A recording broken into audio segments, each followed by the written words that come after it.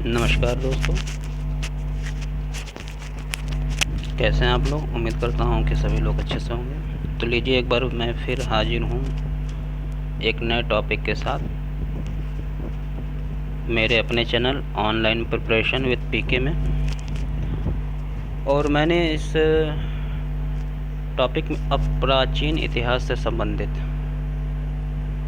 चीज़ों को शुरू से लेकर आने का प्रयास किया है। और ये मेरा टॉपिक 10 तथ्यों पर आधारित होगा, जो कि आपके आगे आने वाली आगामी परीक्षाओं, चाहे वह खंड शिक्षा अधिकारी हो, चाहे समीक्षा अधिकारी सचिवालय हो, या पीसीएस हो, या फिर लेखपाल, या अदर कोई पेपर, ये सबके लिए बहुत ही ज़्यादा इम्पोर्टेंट साबित होने वाला है। तो मेरे वीडियो को पूरा देखें, अंत तक देखें, और लाइक करें, सब्सक्राइब करें और शेयर करें।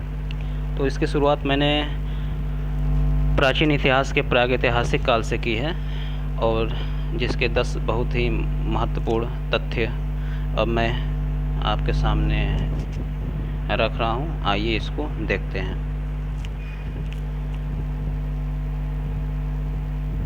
दोस्तों, प्रागैतिहासिक काल, तो जैसा कि आपको पता है कि प्रागैतिहासिक काल संभवतः प्रथम कड़ी है मानव के विकास की। तो प्रागैतिहासिक काल उस काल को कहते हैं जब मानवों को लिपि का ज्ञान नहीं था। लिपि का ज्ञान नहीं था, जैसा कि आपको पता है किसी भी भाषा के लिए एक लिपि होती है। जैसे कि हिंदी की लिपि देवनागरी है, और उसी लिपि से उस भाषा का विकास होता है। तो जिस काल में कोई भी लिपि का विकास नहीं हुआ था, उस काल को हम प्रागैतिहासिक काल कहते हैं। अब तथा इस समय के मानव अपने भाव को, अपने संवेदनाओं को प्रकट करने के लिए चित्रों का सहारा लेते थे। यानी गुफाओं की दीवारों पर ये चित्रों के माध्यम से अपनी संवेदनाओं को प्रकट करते थे।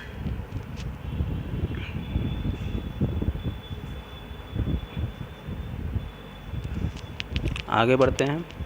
दूसरा, प्रागैतिहासिक काल को उस समय के इंसानों के द्वारा प्रयुक्त होने वाले पाषाण औजारों के स्वरूप के आधार पर हम 3 भागों में विभाजित कर सकते हैं। अगर आपसे पूछा जाए कि प्रागैतिहासिक काल को कितने भागों में बांटा जा सकता है, तो 3 भागों में।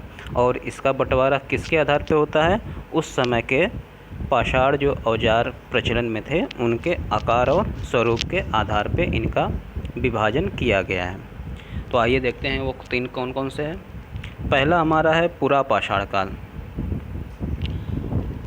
पुरा पाषाण काल की शुरुआत संभवतः 25 लाख ईसा पूर्व से 10,000 ईसा पूर्व के आसपास इसका अनुमानतः मिलता है।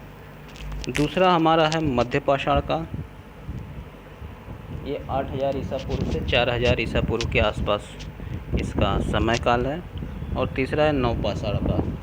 तो इसका भी 8,000 ईसा पूर्व से 1,000 ईसा पूर्व के आसपास इसका समय हमको मिलता है। जो कि कहीं कहीं मध्य पाषाण काल का समय था, तो वहीं कहीं अन्य स्थान पे नवपाषाण काल की शुरुआत हो चुकी थी। इसीलिए समय में ज़्यादा भिन्नता नहीं आपको मिलेगी मध्य पाषाण काल और नवपाषाण काल में। आइए आगे चलते हैं। तीसरा, पुरा पाषाण काल के समय मानवों के द्वारा जो पाषाण निर्मित औजार का प्रयोग होता था, वो मुख्यतः क्वार्टज़ाइट पत्थरों का बना होता था। यानी उनके औजार मुख्यतः क्वार्टज़ाइट पत्थरों से बने होते थे। और इनको भी हम मुख्यतः 2 भागों में बांट सकते हैं। पहला हमारा क्या है? चापर चापिंग पेबल संस्कृति, और दूसरा हमारा है हैंड एक्स संस्कृति।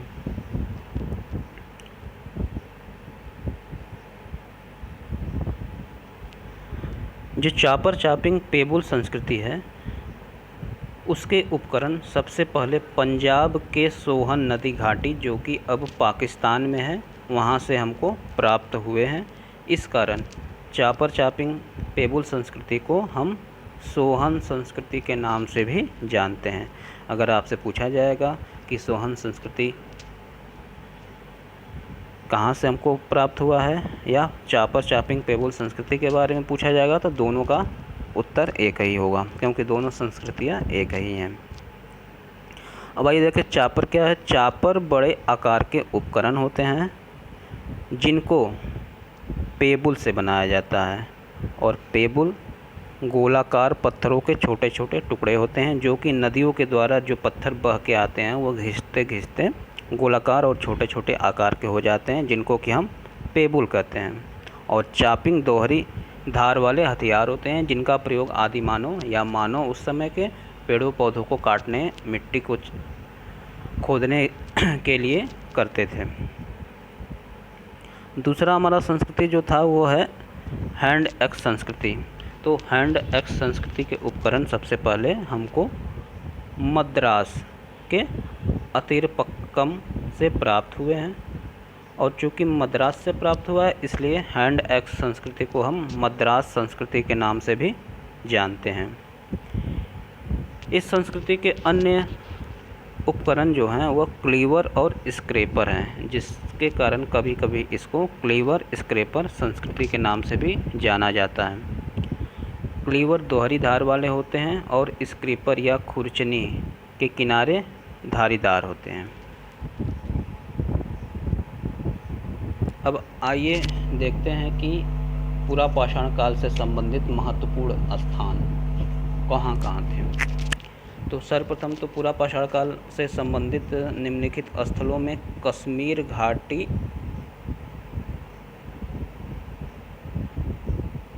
घाटी में लिद्दर नदी,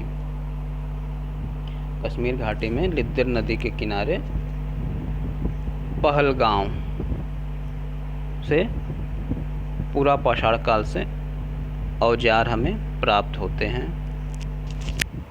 इसके बाद पंजाब और पाकिस्तान में स्थित पोतवार इस संस्कृति का प्रमुख केंद्र था। अगर आपसे पूछा जाए कि पूरा पाषाण काल का प्रमुख केंद्र कौन सा था, तो हमारा जवाब होगा पोतवार। और ये पोतवार आपको पंजाब और पाकिस्तान में फैला हुआ है। ये पीर पंजाल श्रेणी से साल्ट रेंज, जो कि पाकिस्तान में स्थित है, उसके मध्य स्थित है। राजस्थान की बात करें तो राजस्थान में लूनी नदी के आसपास का इलाका। गुजरात की बात करें तो सौराष्ट्र में भद्दर नदी के आसपास। उत्तर प्रदेश में मिर्ज़ापुर का बेलन घाटी पूरा पाषाण काल का महत्वपूर्ण केंद्र था, और ये मोस्ट इम्पॉर्टेंट है क्योंकि कई बार परीक्षाओं में पूछा जा चुका है। और बेलन किसकी सहायक नदी है, तो बेलन टोन्स की सहायक नदी है। मध्य प्रदेश में आते हैं तो मध्य प्रदेश में नर्मदा घाटी में हमको पूरा पाषाण काल से संबंधित औजार प्राप्त होते हैं। और नर्मदा घाटी इसलिए भी इम्पॉर्टेंट हो जाती है क्योंकि भारत में अगर ये पूछा जाएगा कि सर्वप्रथम मानव के अवशेष हमको कहाँ से प्राप्त हुए थे, तो हमारा उत्तर होगा नर्मदा घाटी से। उसी तरह उड़ीसा में वैतरणी, महानदी और ब्रह्माणी नदियों के डेल्टा से भी हमें पूरा पाषाण काल से संबंधित औजारों का अवशेष मिला है। अब आते हैं महाराष्ट्र में। तो महाराष्ट्र में नेवासा के पास चिरकी और दक्षिण भारत में मद्रास के निकट हमें पूरा पाषाण काल से संबंधित दोनों संस्कृतियों के साक्ष्य मिले, यानी कि चापर चापिंग वाला भी और हैंड एक्स वाला भी, दोनों संस्कृतियों के हमको साक्ष्य प्राप्त होते हैं। और उसी तरह कर्नाटक में कृष्णा नदी की सहायक नदियाँ मालप्रभा और घाटप्रभा के मैदानी इलाकों से हमें पूरा पाषाण संबंधित अवशेष प्राप्त हुए हैं। अगला आते हैं मद्रास में सर्वप्रथम रॉबर्ट ब्रूस फूट ने, मद्रास में सर्वप्रथम रॉबर्ट ब्रूस फूट ने 1863 में पल्लवरम नामक स्थान से पहले हैंड एक्स औजार प्राप्त किया था। और हैंड एक्स संस्कृति को मद्रास संस्कृति के नाम से भी जानते हैं, जैसा कि मैं आपको पहले भी ऊपर बता चुका हूँ। अगर आपसे ये प्रश्न पूछा जाएगा कि हैंड एक्स औजारों को सर्वप्रथम किसने प्राप्त किया था, तो हमारा उत्तर होगा रॉबर्ट ब्रूस फूट ने। और कब प्राप्त किया था? 1863 में। और किस स्थान से? पल्लवरम, जो कि है मद्रास में। आगे बढ़ते हैं। अब आते हैं 8वें तथ्य पे। पूरा पाषाण काल में मानवों को कृषि का ज्ञान नहीं था। यानी कि अगर आपसे पूछा जाए कि कृषि का ज्ञान मानवों को कब हुआ, और उसमें अगर ऑप्शन है पूरा पाषाण काल, तो ये आपका ऑप्शन बिल्कुल गलत होगा, क्योंकि पूरा पाषाण काल में मानवों को कृषि का बिल्कुल ज्ञान नहीं था, जिस कारण उनका जीवन क्या था? एक आखेटक यानी कि शिकारी और वनों से प्राप्त फल फूल पे निर्भर था। चूँकि अगर कृषि का ज्ञान नहीं रहेगा तो भाई भोजन के लिए उनको जंगली जानवरों पर और वनों से उत्पादित होने वाले फलों फूलों पर निर्भर रहना पड़ेगा। और चूँकि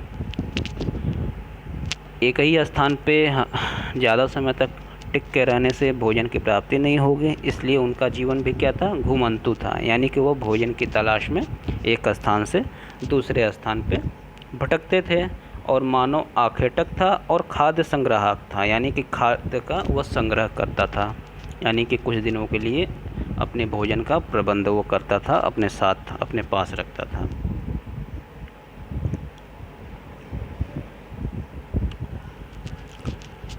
अगला तथ्य है कि पूरा पाषाण काल में मानवों को अग्नि का ज्ञान था। यानी मानवों को अग्नि का ज्ञान तो हो गया था, किंतु उसके उपयोग से वो परिचित नहीं थे। यानी कि ज्ञान तो था, लेकिन उनका उपयोग कैसे करना है वो परिचित नहीं थे, इसलिए वो अपना भोजन भी कच्चा खाते थे।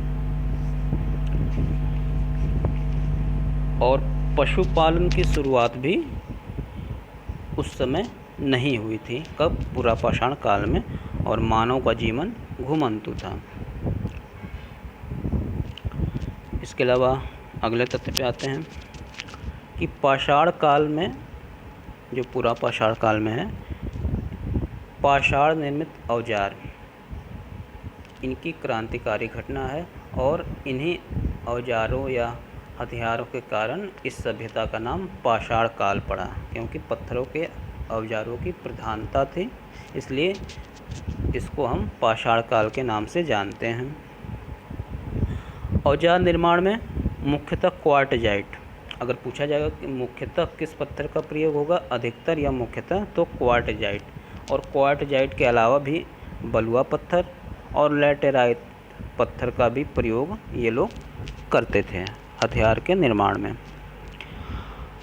और उत्तरी भारत में प्रमुख रूप से चापर चापिंग पेबुल संस्कृति की प्रधानता थी, और दक्षिण भारत में मुख्यतः हैंड एक्स संस्कृति की प्रधानता थी। और चापर चापिंग पेबुल संस्कृति को हम किस नाम से जानते हैं? अभी मैंने ऊपर बताया है कि सोहन संस्कृति के नाम से। और भारत एक्स हैंड को हम मद्रास संस्कृति के नाम से जानते हैं।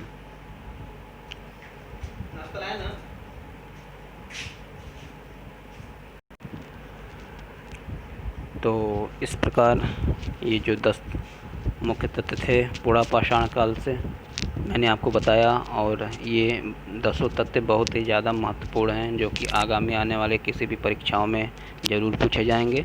और जो परीक्षाएं हो चुकी हैं, पिछली कई परीक्षाओं में इससे संबंधित बहुत सारे प्रश्न पूछे जा चुके हैं। अगर आप प्रीवियस ईयर का क्वेश्चन किसी भी एग्ज़ाम का लेके देखेंगे तो 1-2 क्वेश्चन ज़रूर इसमें से आए हैं। तो इसलिए इस वीडियो को अच्छे से देखिए, और ना हो तो इस पूरे टॉपिक को आप लोग नोट कर लीजिए। और वीडियो को पूरा देखने के लिए धन्यवाद। प्लीज़ मेरे वीडियो को लाइक करिए, शेयर करिए, सब्सक्राइब करिए। आगामी वीडियो के साथ मैं जल्द ही आपके सामने उपस्थित होऊंगा। नमस्कार।